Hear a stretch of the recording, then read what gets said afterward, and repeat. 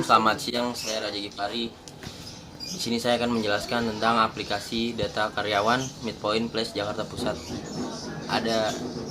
Terdiri dari anggota kelompok dari Martin Satria Pangyutan, kedua ada Ruben Gultom, ketiga saya Raja Gipari, yang keempat Erlambang Andri. Dan di sini ada web service. Web service adalah aplikasi yang tersedia melalui jaringan protokol dan standar terbuka yang dirancang memiliki sistem pertukaran pasan atau informasi berbasis XML antar perangkat server dengan klien. Dan di sini juga ada teknologi pendukung website. Ada XML, WSDL, SOAP, dan UDDI. XML digunakan untuk sumber daya data yang memiliki interoperabilitas tinggi. WSDL adalah bahasa berbentuk XML yang digunakan untuk mendeskripsikan kemampuan dari web service. SOAP adalah protokol ringan untuk XML sehingga dapat digunakan untuk menganalisis. Ada UDDI, adalah sebuah direktori yang didistribusikan secara web. Dan selanjutnya ada manfaat web service. 1. Menyelesaikan masalah pada sistem bisnis konvensional menjadi sebuah sistem yang terintegrasi. Kedua, pertukaran data antar berbagai sistem yang berbeda secara platform bisa diatasi. Ketiga, sebagai alat bantu transisi dari sistem lama ke sistem baru. Selanjutnya ada keuntungan web service. 1. Web service menggunakan standar dan protokol yang bersifat terbuka. Kedua, web service mengizinkan penggunaan kembali service dan komponen di dalam suatu infrastruktur. Selanjutnya web service mengizinkan perangkat lunak dan service dari perusahaan dan satu lokasi yang berbeda untuk dikombinasikan. Selanjutnya yang terakhir ada kekurangan web service. 1. Karakteristik standar web service saat ini masih dalam tahap pengembangan awal dibandingkan dengan open standar komputer terdistribusi yang lebih matang seperti Corba. Selanjutnya, web service dapat saja memiliki kinerja yang lemah dibandingkan dengan pendekatan terdistribusi lainnya seperti RMI, Corba, atau DCOM. Ya, sekian dari saya. Terima kasih. Assalamualaikum warahmatullahi wabarakatuh. Selamat siang teman-teman, saya akan melanjutkan presentasi mengenai tampilan simulasi Android. Ada folder yang bernama mainActivity.java. Itu package com.example.gaji karyawan import public class mainActivity extend activity. Lalu override ke web view, dan juga ada set Java script enable, dan juga ada fungsi dari webview.load URL. Saya akan menjelaskan sedikit mengenai package, yaitu paket Java yang mengatur kelas Java menjadi namespace, menyediakan namespace unik untuk setiap jenis yang dikandungnya. Kelas-kelas dalam paket yang sama dapat mengakses paket-paket masing-masing pribadi dan anggota yang dilindungi. Public class main activity. Activity merupakan sebuah kelas yang menghandle sebuah halaman user interface pada aplikasi Android untuk membuat sebuah activity. Kita lakukan dengan membuat sebuah kelas yang mengextend activity. Bila kita membuat project aplikasi Android baru pada Android Development Tools, maka ada sebuah kelas yang bernama mainActivity.java. Sehingga kelas ini merupakan sebuah activity, yaitu menampilkan halaman user interface. Fungsinya adalah onCreate. Fungsi ini dipanggil ketika kelas dibuat. Dan web setting, yaitu Java dinonaktifkan di web view secara default. Anda dapat mengaktifkannya melalui web setting yang dilampirkan pada web view, seperti yang digambar. Lalu mengaktifkan JavaScript dengan set Java script enable.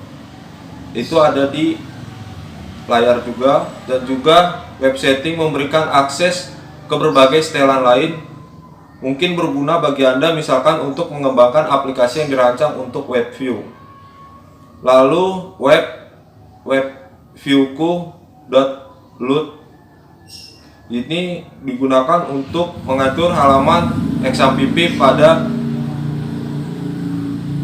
htdocs, folder htdocs, dan juga mengatur alamat IP yang kita gunakan pada aplikasi device kita, yaitu di 192.168.1.7/ nama folder, yaitu gaji karyawan. Selanjutnya saya juga akan melanjutkan tentang kode dari activity_main.xml.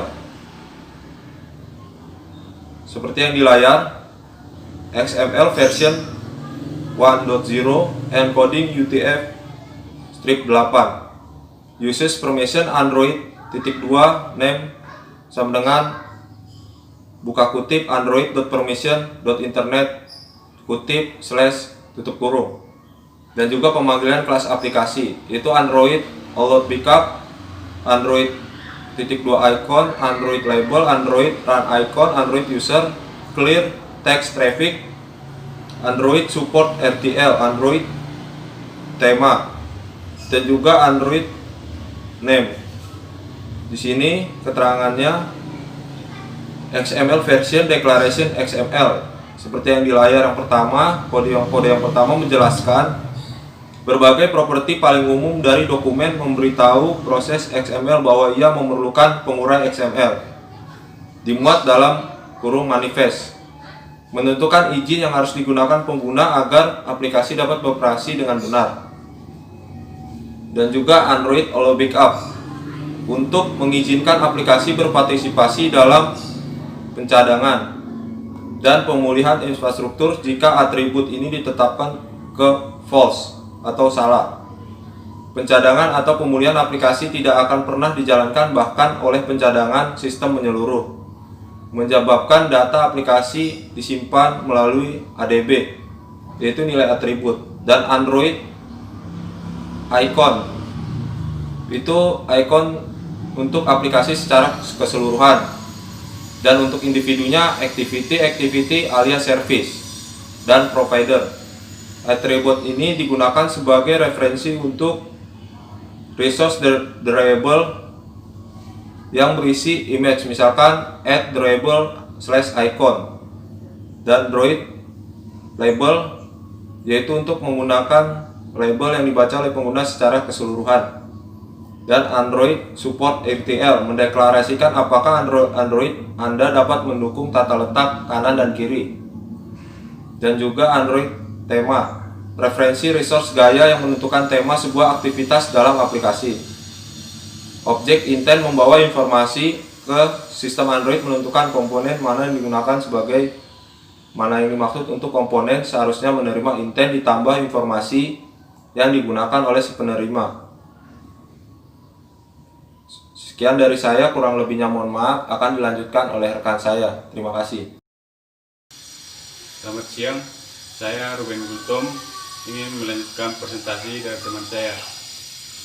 Yang pertama itu run on multiple device, yaitu menjalankan dua perangkat secara bersamaan yang ada di pilihan menu SDK. SDK itu adalah Software Development Kit. Nah, setelah di run, lalu sesuaikan virtual device, kemudian kita pilih type Android-nya. Nah, di sini ada type Android Pixel 3a API 30x86 versi 11, resolution 1080 dikali 2220 440 dpi. Nah, dpi ini adalah titik per inci. API 30. API itu adalah atau Application Programming Interface adalah sebuah interface yang dapat menghubungkan aplikasi satu dengan aplikasi lainnya dengan ukuran 9,5 GB. Dan yang kedua, type Android Pixel XL API 26 1440 kali 2560 560 dpi API 30 dengan ukuran 3,5 GB. Setelah itu kita pilih salah satu dari tipe Android ini, kemudian kita action. Nah, setelah kita akson itu ketika sudah men-setting sesuai alamat IP yang digunakan oleh si perangkat seperti yang ditampilkan di layar 192.168.17 dan sesuaikan dengan alamat folder localhost yaitu gaji karyawan dan gunakan WiFi yang sama. Lalu login, user dan password. Yang selanjutnya, lalu klik dashboard untuk melihat tampilan awal mobile aplikasi. Selanjutnya, lalu klik laporan data karyawan untuk melihat tabel data karyawan di perusahaan. Selanjutnya, klik data pekerjaan untuk melihat jabatan dan gaji pokok. Lalu yang terakhir, klik data gaji karyawan untuk melihat data gaji. Nah, sekian dari presentasi kami. Jika ada kekurangan, mohon dimaklumi. Terima kasih.